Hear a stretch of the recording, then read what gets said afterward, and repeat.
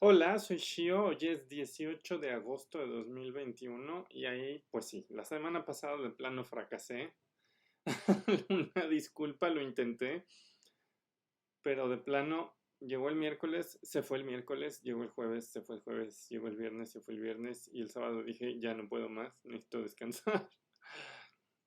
Pero bueno, hoy aquí estoy en este video semanal que simplemente es un video en el que quiero comentar simplemente muy rápido y por todas las discusiones que hemos estado teniendo. Una discusión que puede ser interesante a la gente que le interesan temas de medio ambiente, a la gente que le interesan, por ejemplo, temas de la historia ecológica. Seguramente vieron por allí, porque casi que no había manera de no notarlo, que la semana pasada se conmemoraron, no sé si la palabra conmemoraron es adecuada. Bueno, el problema era también que no sé qué palabra era adecuada, ¿no? Hace una semana estábamos hablando de que 500 años atrás había caído en 1521 la Ciudad de México, Tenochtitlan. Y como suele pasar, no solo, en general suele pasar el 12 de octubre, pero cada vez que se habla de este tema, pues se genera una serie de discusiones que ahora fueron catalizadas por un tuit del partido español Vox, que por supuesto es un partido de ultraderecha, y seguramente por allí vieron que estaban diciendo que hace 500 años habían logrado liberar a los pueblos indígenas del yugo de los mexicas. Y que entonces básicamente la historia que había que contar pues era una historia donde ellos eran como una suerte de héroes benevolentes, ¿no? Por ahí Julie me comentaba que alguien en Twitter les decía, ustedes son como los norteamericanos en Afganistán, ¿no? Digo, ahora que Afganistán también está de moda. Dice que llegan y se postulan ustedes mismos como libertadores y agentes de la democracia y en realidad pues volteas a ver y la historia de lo que pasa después de esas intervenciones pues es un desastre, ¿no? Entonces, pues estalla toda una discusión muy fuerte en redes sociales, estalló una discusión muy fuerte en muchos lados. Por allí, por ejemplo, creo que de las intervenciones más exitosas fue la de Federico Navarrete, lo cual no es una sorpresa, pero, pero sí fue muy grato, por ejemplo, cuando llega y dice, bueno, dice, lo que pasa es que gran parte de la manera en la que hemos construido la historia de este país es una historia eh, pues que ha obedecido a una serie de agendas en función del momento en el que se cuentan, ¿no? Y él, por ejemplo, hacía una observación en el programa de Julio Astillero diciendo, dice en realidad, si tuviéramos que narrar lo que fue la batalla de 1521, pues no es la derrota de todo lo que ahora es el territorio mexicano, ni mucho menos, ¿no? Dice, las naciones precolombinas no tenían la extensión que tienen ahora nuestros estados. Dice, la conquista en realidad de todo este territorio llevó décadas y quizás un siglo entero. Y no se da una especie de batalla maestra que decide el destino de todo lo que ahora es el territorio nacional, ¿no? Y él de hecho señala que no, dice, la batalla de 1521 es una batalla en todo caso por el control del altiplano y se parece más en todo caso a una coalición de naciones peleando contra, contra el imperio mexica, ¿no? Dice, incluso cuando termina el evento histórico de 1521, eh, no es inmediatamente claro que se va a imponer el orden colonial que pues sabemos que ocurrió, ¿no? Entonces hace una serie de observaciones muy interesantes donde dice, sí, creo que sí es correcto hacer un intento de excavar la historia, de entender la historia. Dice, pero no se trata como de alejarnos de las viejas ficciones ideológicas en favor de otras nuevas ficciones ideológicas, ¿no? Un poco lo que hace Vox es eso, ¿no? Claramente hay un intento de lavarse las manos de los efectos que tuvieron 3 siglos de colonia, pero el propio Federico, por ejemplo, dice, bueno, dice en 1521 no se acabó el mundo indígena, ¿no? Dice, porque de hecho el mundo indígena no se acabó, sigue existiendo.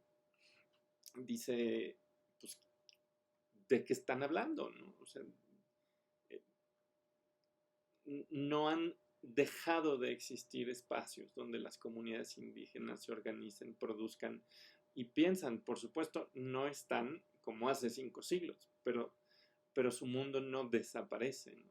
De alguna manera eso también es, y lo dice, un espejismo narrativo, ¿no? Y bueno, tiene una intervención muy interesante por si quieren escucharle.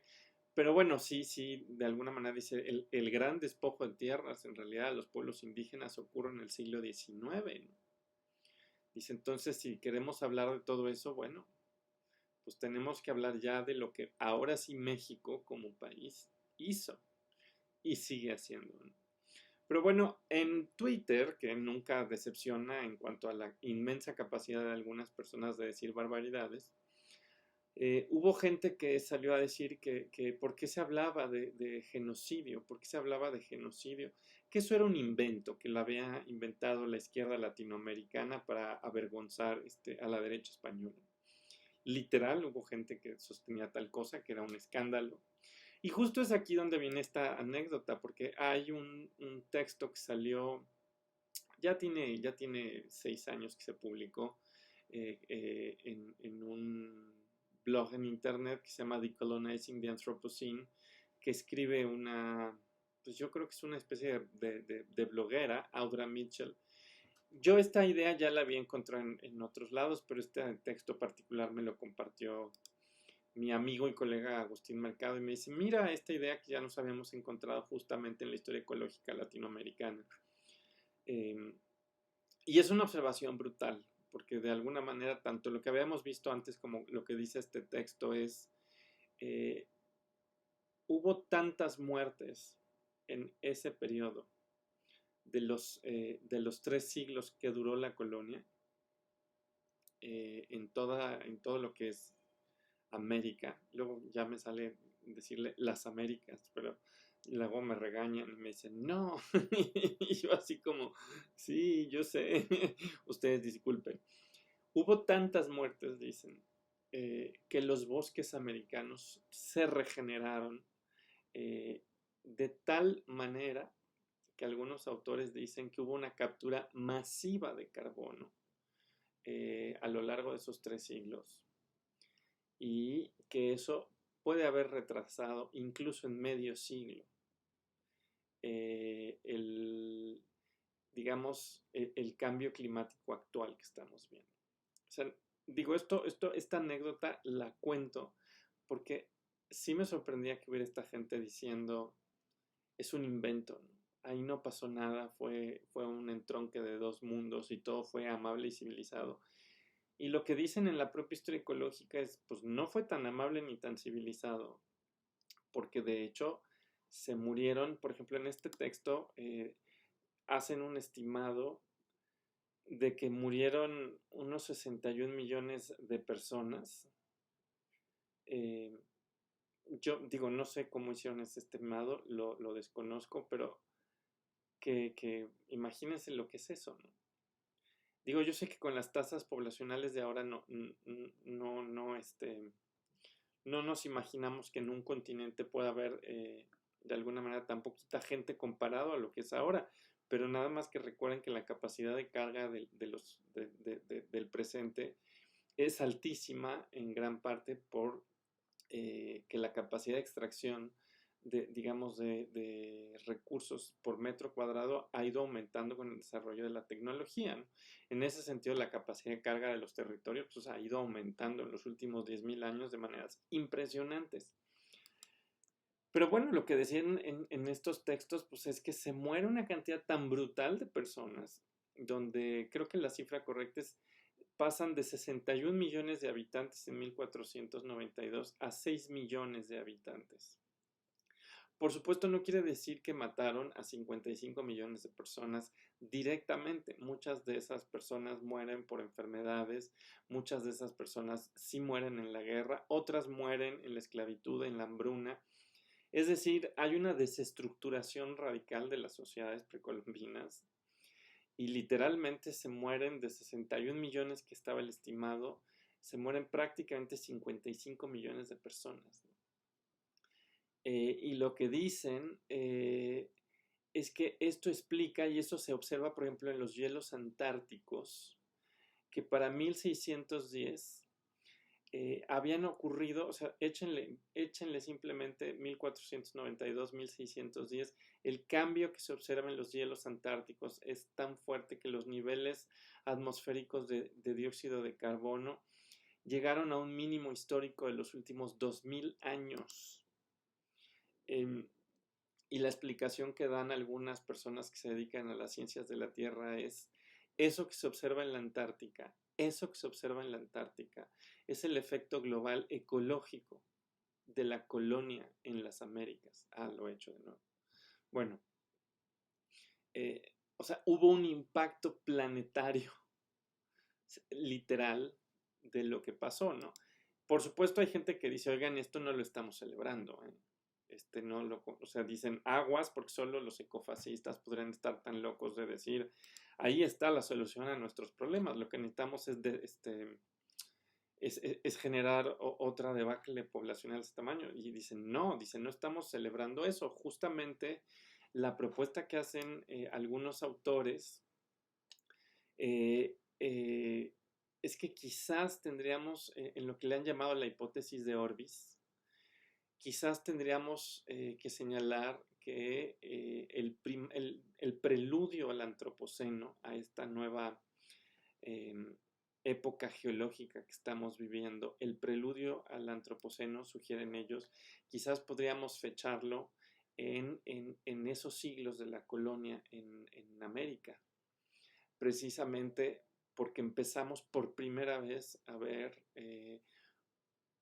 los efectos de la actividad humana eh, a nivel global y generando una afectación global en la conducta de la atmósfera, ¿no?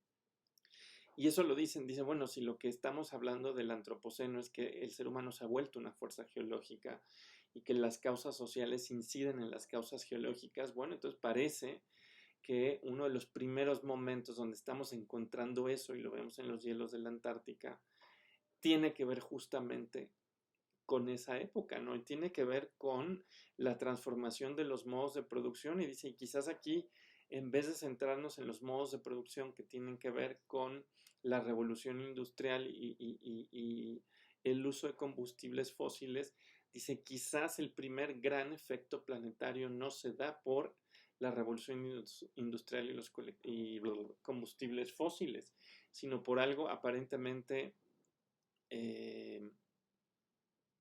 algo que no parecería tener ese impacto global, pero que lo tiene, que es el sistema, la construcción de un sistema mundo colonial basado en no solo en modelos extractivistas de recursos de las Américas, ahí voy otra vez, no solo en eso, sino en toda la debacle ambiental y cultural que implicó para el continente.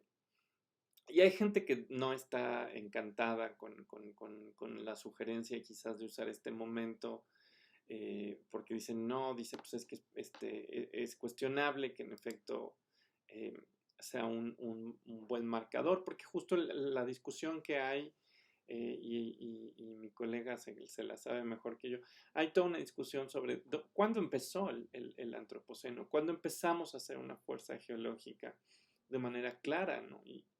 Y mucha gente, por ejemplo, dice, bueno, ahora hay un marcador clarísimo, que es que a partir de los años 40 y sobre todo en los 50, pues hay una serie de marcas radiactivas alrededor de todo el planeta, ¿no? Dice, podemos usar eso.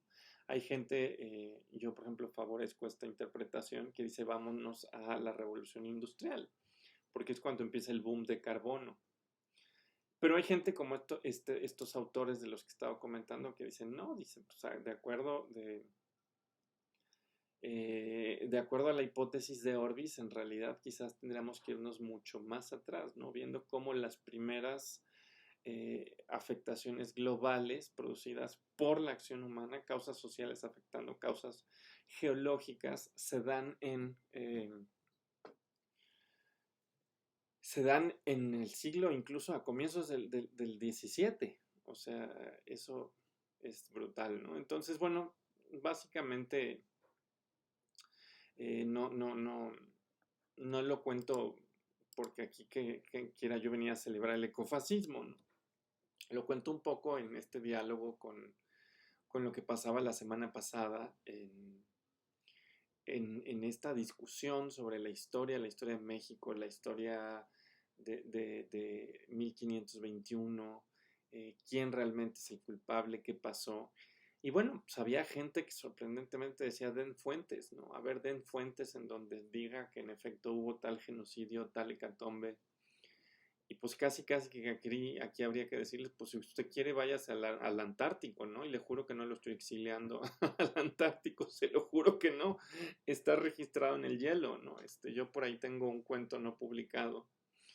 eh, Esto es una bióloga mía, donde hablo de la biblioteca de la sal y narro la historia de una biblioteca que nadie había escrito, eh, donde estaba escrita toda la historia, pero que estaba escrita en cristales de sal, que a lo largo del mundo se habían ido sedimentando y que si sabías leer estos cristales de sal podías leer la historia del mundo.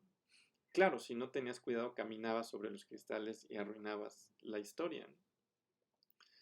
Eh, y un poco este cuento de la biblioteca de la sal era esta idea, ¿no? De que la historia se puede quedar literalmente cristalizada o sedimentada en algún lado, ¿no? Y si se sabe leer, pues ahí está, ¿no? Eh, y un poco eso es que eso es la Antártica para ciertos periodos de tiempo. Pero bueno, o sea, la gente que dice no, no fue tan malo, bueno, pues quizás fue el primer gran evento global en la historia de la humanidad. Pero bueno, ya divagué mucho. Nos vemos en una semana. No sé, hay gente que seguro me va a preguntar, oye, ¿qué opinas de lo que está pasando en Afganistán? Voy a seguir la recomendación de gente muy inteligente que dice, cuando no entiendes a cabalidad qué está pasando, averigua primero. Evidentemente lamento, he visto las escenas en los videos que circulan, que son atroces, que son horribles. Es una situación horrible, es una cosa espantosa, me queda claro. Celebro, por ejemplo, que el gobierno mexicano vaya a acoger refugiadas, sobre todo. em, y bueno, pues por ahí decirles, pues no le va a ir bien a las mujeres, no le va a ir bien a las diversidades sexogenéricas, aunque por ahí alguien en las redes decía que no les pasaba nada. Pues bueno, el talibán condena con pena de muerte la homosexualidad, ¿no? Entonces, por ahí había gente que parecía celebrarlo porque son, según esto, antigringos, ¿no? Y decías, oye, sí, pero espérate, más cuidado. Pero bueno, ya divagué tremendamente. Nos vemos en una semana en un video que espero esté más estructurado que este. Bye bye.